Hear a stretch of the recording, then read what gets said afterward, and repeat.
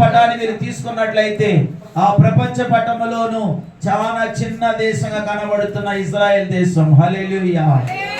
ఆ ఇజ్రాయెల్ దేశం ఈ రోజు భూమి మీద ఉండడానికి ఆ రోజు యాకోబు కనిన కల, ఆయన పరలోక దేవుని వైపు చూసి ప్రార్థన చేసి ఒక రాయిని తలగడగా పెట్టుకొని పడుకున్నప్పుడు పరలోకమైన దేవుని ఆ పరలోకం తెరవబడి పరలోక దైవ దర్శనాన్ని పొందుకున్నాడు యాకోబు. హల్లెలూయా, హల్లెలూయా.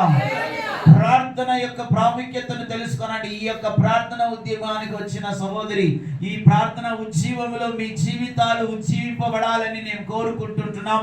మరి ఎప్పుడైతే నీవు ప్రార్థన చేయగలుగుతావో నీకును దేవునికి ఒక గొప్ప సంబంధం ఏర్పడుతుంది.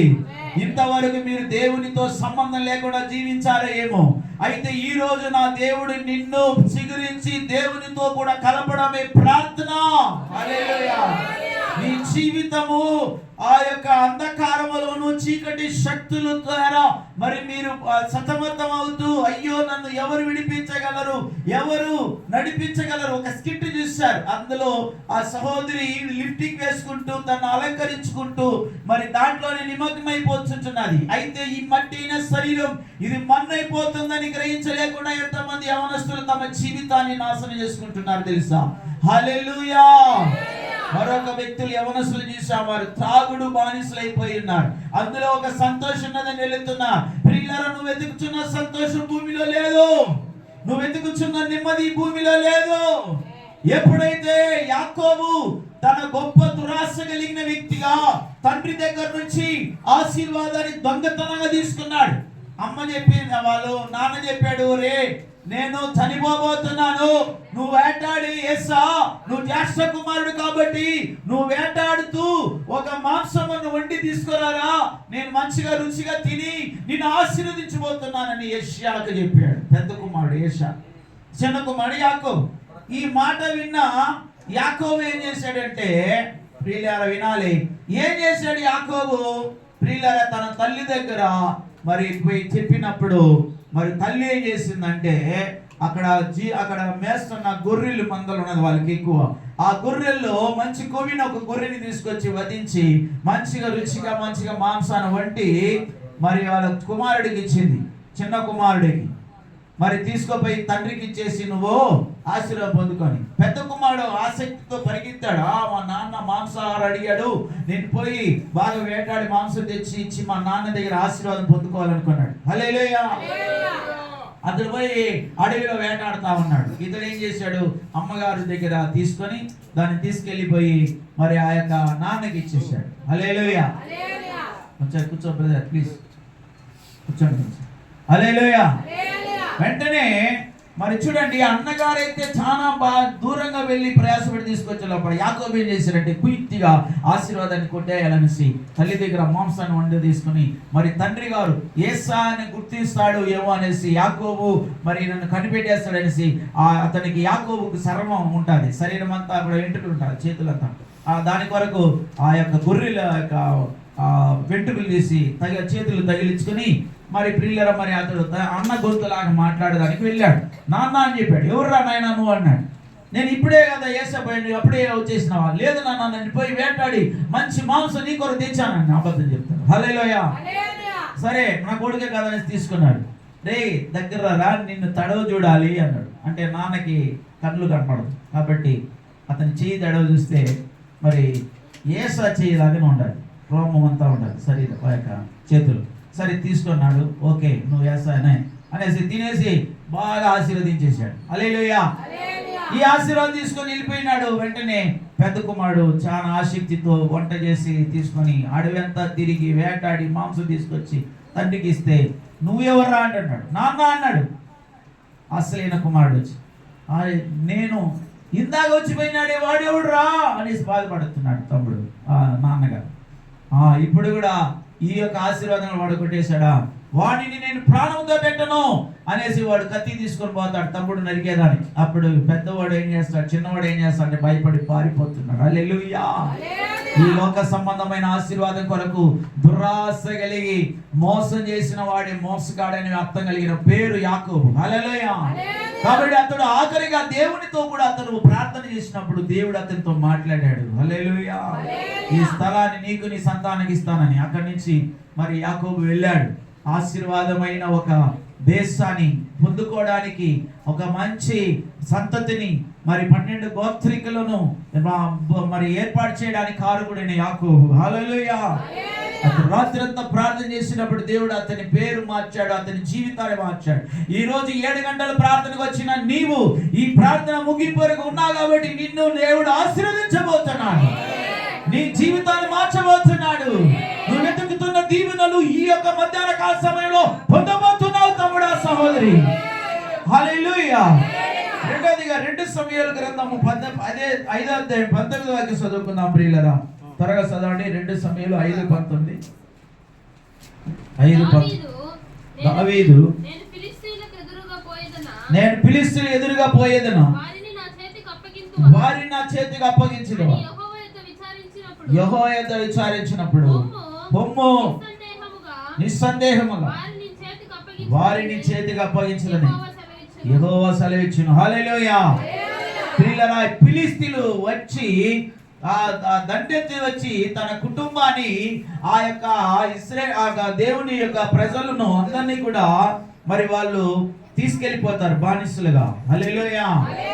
మరి తనతో కూర్చున్న వీళ్ళు యుద్ధానికి పోయి వచ్చినప్పుడు చూస్తే కుటుంబాలు లేదు, అందరూ ఆ యొక్క దొంగలు మరి ఆ ఫిలిష్తీయులు దోచుకొని పోయి ఉంటారు సమస్తాన్ని.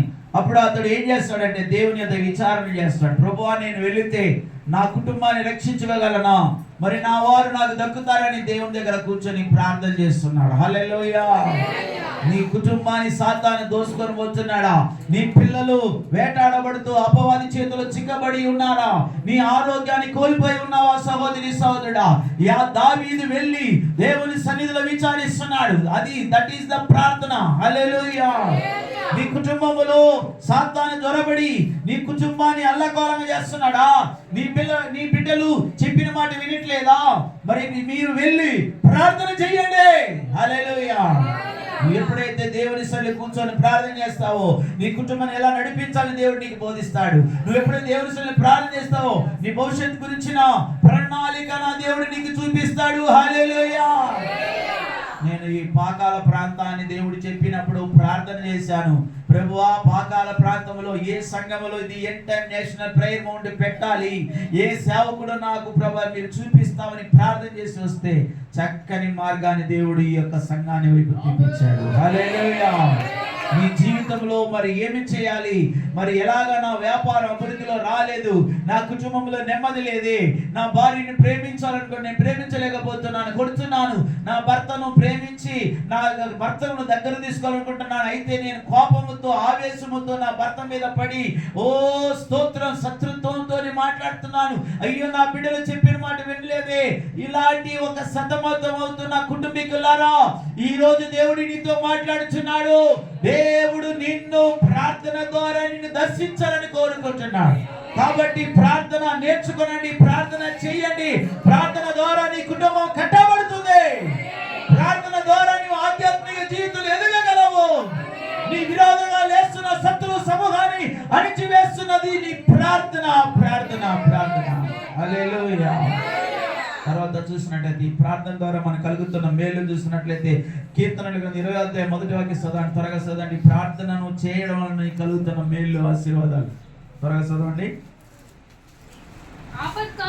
ఆపత్కాలమందు యెహోవా నీకు ఉత్తరమిచ్చును గాక, యాకోబు దేవుని నామం నిన్ను ఉద్ధరించును గాక. పరిశుద్ధ స్థలములో నుండి ఆయన నీకు సహాయం చేయను గాక, సియోను నుండి నిన్ను ఆదుకొనును గాక. హల్లెలూయా. సహోదరుడా, సహోదరి, నీవు ప్రార్థన చేయగలిగితే దేవుడు నిన్ను సియోను నుండి ఆదుకుంటాడు. ప్రియులారా, నీకు సహాయం ఆయన యొద్ద నుండి వస్తున్నది. హల్లెలూయా. పరిశుద్ధ స్థలములో నీకు ఆయన సహాయం చేస్తున్నాడు. సియోను నిన్ను ఆదుకుంటున్నాడు. హల్లెలూయా. 4వ వాక్యం, నీ కోరికను సిద్ధింపజేసి నీ ఆలోచన యావత్తు సఫలపరచునుగాక. కాబట్టి నీవు ప్రార్థన చేసినట్లయితే ఆపత్కాలములో నీవు తప్పించబడతావు. హల్లెలూయా. ఏ తెగులు నీ గూడాలు సమీపించదు, అపాయని అందుకు రాదని దేవుడు చెప్పాడు. కాబట్టి నువ్వు ప్రార్థన చేయగలిగితే ఆపదలని తొలగిపోతాది, అకాలమైన మరణాలు తొలగిపోతాది, మరి అంధకారం తొలగిపోయి నీ జీవితంలో నీ కుటుంబంలో గొప్ప వెలుగు, శాంతి, సమాధానం కలుగుతాది. ప్రియులారా, మరి ఈ సమయంలో మరి సమయం ఎక్కువ లేదు కాబట్టి మరి ప్రియులను ముగిస్తున్నాను. మరొక మాట, ఆఖరిగా ఒక మాట మరి చదువుకునేసి ప్రియులారా ముగిస్తున్నాను. మరి 2 తిమోతి చూడండి, మరి యెషయా గ్రంథం 2వ అధ్యాయం 1వ వాక్యం. 2వ అధ్యాయం 1వ వాక్యం. యెరూషలేమును గూర్చి ఆమోజు కుమారుడైన యెషయాకి దర్శనము దేవోక్తి అంత్య దినములలో పర్వతముల పైన యెహోవా మందిర పర్వతమైన పర్వత శిఖరమైన స్థిరపరచబడి కొండల కంటే ఎత్తుగా ఎత్తబడను. ప్రవాహం వచ్చినట్లు సమస్త అన్ని జనులు దానిలోనికి వచ్చేదురు. హల్లెలూయా. పర్వత శిఖరాల పైన దేవుని మందిరం హెచ్చింపబడబోతున్నది. జల ప్రళయం వచ్చినట్లుగా జనులు, అన్య జనులు ఈ మందిరంలోనికి రాబోతున్నారు. ప్రియులారా, మరి పర్వతాల శిఖరాల పైన దేవుని మందిరాలు కట్టబడబోతున్నది. ఈ అంత్య దినాలలో దేవుడు చెప్పిన ప్రవచనాలు జరగబోతుంది ప్రియులారా. కాబట్టి మరి మనం ఏం చేయాలంటే, మరి 2 పేతురు రాసిన పత్రికలో 2వ అధ్యాయంలో చెప్పబడుచున్నది. 2 పేతురు